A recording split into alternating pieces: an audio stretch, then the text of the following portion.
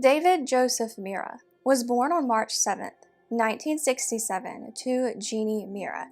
The identity of his biological father is unknown. By 1970, David lived with his mom and her boyfriend Leon Zerfus in Dixon, New Mexico. People who knew Zerfus said he was violent, abusive, and often unfaithful in his romantic relationships. In 1969, Jeannie became pregnant with Zerfus's child. On January 10, 1970, she went to Embudo Presbyterian Hospital, where she gave birth to her daughter, Elia. While she was in the hospital, Zerfus was charged with watching 2-year-old David. Jeannie last saw her boyfriend and son outside the building on the 10th. When she got home the next day, David was gone, along with all his toys and clothes.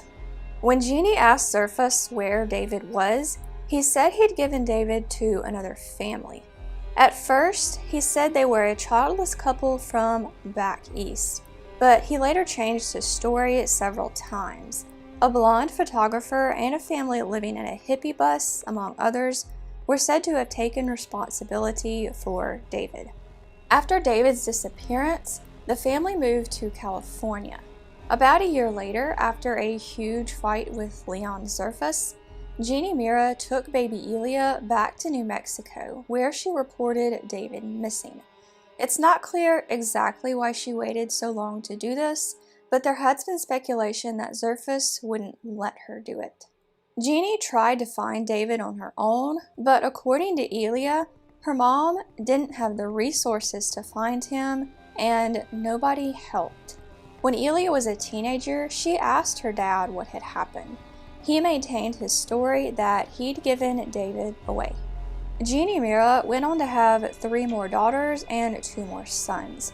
She died in 1989 at the age of 45. Leon Zerfus died in 2005. Many of David's family members believe Leon Zerfus killed him and buried his body in the rocks or hills in the area. The few speculating about this case online tend to agree, but also note that it is possible David could have been illegally adopted. David Joseph Miera was 2 years old when he was last seen in Dixon, New Mexico, on January 10, 1970. David is described as a white male with Hispanic descent, 3 feet tall and 50 pounds at the time of his disappearance, with brown hair and eyes. He has a birthmark in the center of his back and would be 55 years old if alive today. If you have any information about this case, you can contact the New Mexico State Police at 505-827-9300. 2 days before Christmas in 1977, 17-year-old Jerry Armstrong had dinner with his family, then went to a school dance with his girlfriend. For the drive, he'd borrowed a 1973 Pontiac Le Mans owned by his brother James. Around 11 p.m., Jerry dropped his girlfriend off at her house and then left. She would be the last person to see him. Jerry had told his parents he would be home by midnight. When he didn't come home, his mom was worried and both his parents started looking for him. He was reported missing the next day. James died in 1984 and their mom in 1987. In 2009, human remains were found in a riverbank in Arkansas that belonged to a black male in his teens, just like Jerry. DNA testing was underway at the time. I couldn't find any official updates, though it seems clear the bones were not Jerry's. So what happened to Jerry? There is a theory that he ran away, but most people speculating about this case don't seem to be convinced. Jerry seemed to have a lot of good things going for him. He had a steady girlfriend, was the quarterback on his school's football team, and had a job at a gas station. The trunk of his brother's car was also reportedly filled with Christmas presents Jerry planned on giving to his younger siblings in just a couple of days. The most prominent theory in this case is that Jerry was the victim of a hate crime. His brother James, whose car he was driving that night, was dating a white girl at the time. Jerry's family thinks he may have been mistaken for James by someone who didn't like this. The family also claimed to get a threatening phone call at some point in the investigation. According to them, the caller used a racial slur and said they should tell the investigators in the case to back off. Some speculators agree. Others wonder if it was a carjacking gone wrong, or if he accidentally drove the car into a body of water. Jerry Lee Armstrong was 17 years old when he was last seen in Hernando, Mississippi on December 23, 1977. Jerry is a black male who was 5 feet 6 inches tall and 145 pounds at the time of his disappearance, with black hair and brown eyes.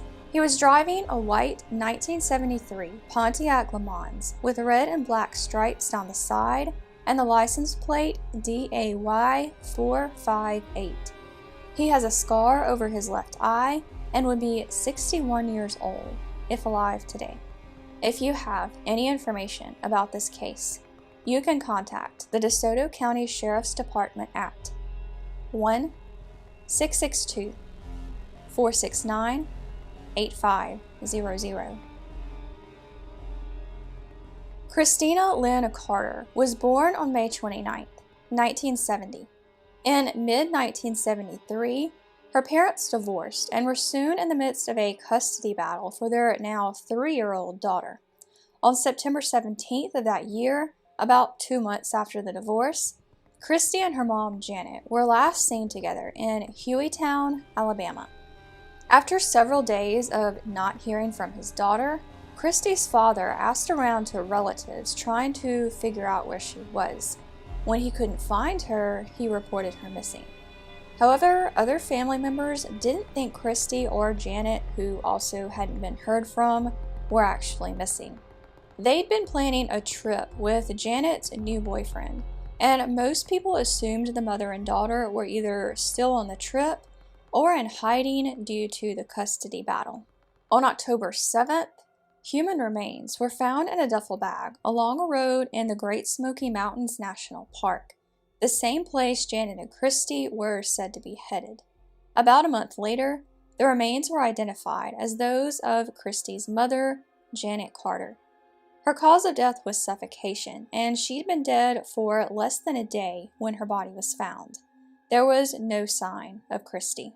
Even though Christy had already been reported missing, it wasn't until her mom's body was found that police really started to look for her. An extensive search of the park turned up nothing. A week after Janet's body had been found, a wrecked abandoned car was found on I-26, which runs from eastern Tennessee to South Carolina. The car was registered to an Alabama dealership. Inside the car, police found women and children's clothing, a woman's purse, food, and utensils. A hole was found in the front windshield, and there were strands of blonde hair in the broken glass. The FBI, who was now involved in the case, investigated a possible link between the car and Janet and Christy's case. However, none was ever found. Janet's murder remains unsolved, and Christy has never been located. So what happened to Christy? Did her mom leave her with someone else before she was killed? Is she still alive out there somewhere? Were she and her mom both abducted at the same time? And if so, where is Christy now? The only hint I found of someone being investigated in this case was Janet's new boyfriend, who was married to someone else at the time. Even though he was reportedly going on the trip with him, his wife gave an alibi for him. It's not clear if this alibi was for the day Janet and Christy were last seen, the day Janet was murdered, or for something else. He has since died. Christina Lynn Carter was 3 years old when she was last seen in Hueytown, Alabama, on September 17, 1973. Christy, as she is more commonly known, is a white female who was 3 feet 2 inches tall and 30 pounds at the time of her disappearance, with blonde or strawberry blonde hair and blue eyes. If alive today, she would be 51 years old. If you have any information about this case, you can contact the Hueytown Police Department at 1-205-491-3587. Irene Lenora LaRosa was born on April 10, 1953, in Hartford, Connecticut, to Irene and Nathan LaRosa. She had at least 2 older sisters and would eventually be one of 11 children. When Irene was a year old, she and 2 of her siblings were taken out of the home due to neglect and lived in a Catholic orphanage in New Britain, Connecticut for several years. In 1964, when Irene was 12, the siblings went back home. The family moved a few times after this and eventually settled in Ellington, Connecticut. As a child, Irene loved music, especially singing. She felt like she lived in the shadow of her older siblings and often wanted the same privileges they had. She often fought with her parents, as many kids do, and left home several times as a teenager. At some point, she told a friend that one of her brothers had raped her. It's not clear exactly when Irene was last seen, but it was sometime in 1971 when she was 17. She reportedly just walked away from her home and didn't return. Her mom would later say she ran off with a guy. Irene's family members looked for her over the years, but weren't able to find her. Some of them attempted to file a missing persons report in the early days, but were unsuccessful for various reasons. In 1975, someone else in Irene's family would also go missing. Susan LaRosa was married to Irene's brother Bob, and according to him, left home after an argument, never to return.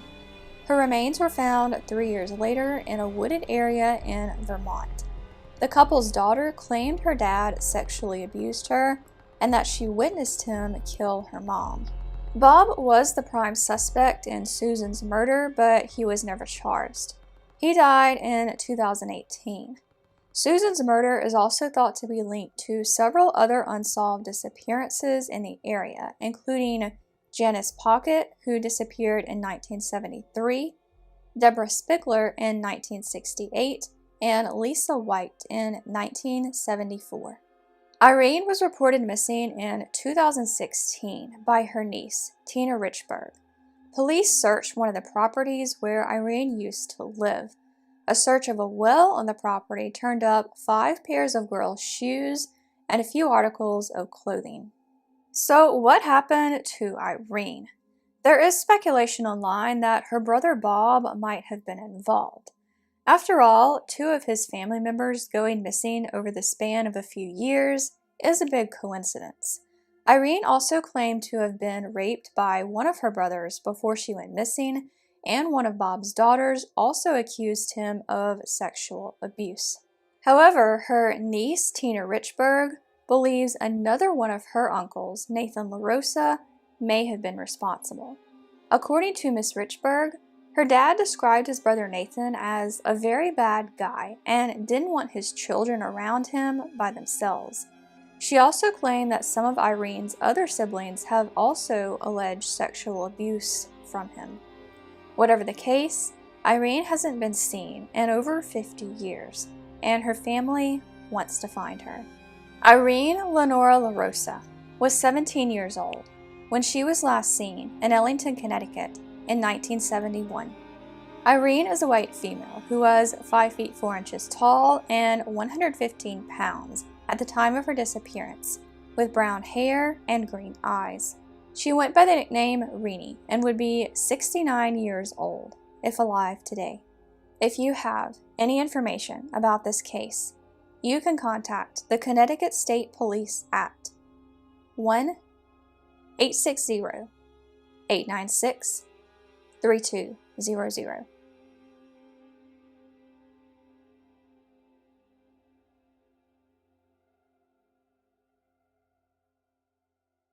Anna Marie Arguello was born on September 12, 1967, one of 6 siblings. She was last seen sometime in late 1969 or early 1970. The story of her reported last days was relayed as follows by her sister, Margarita.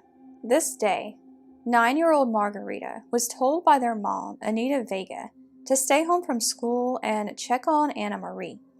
Anna Marie had been beaten, deprived of food, and put in a cold room naked, all for wetting her bed the night before.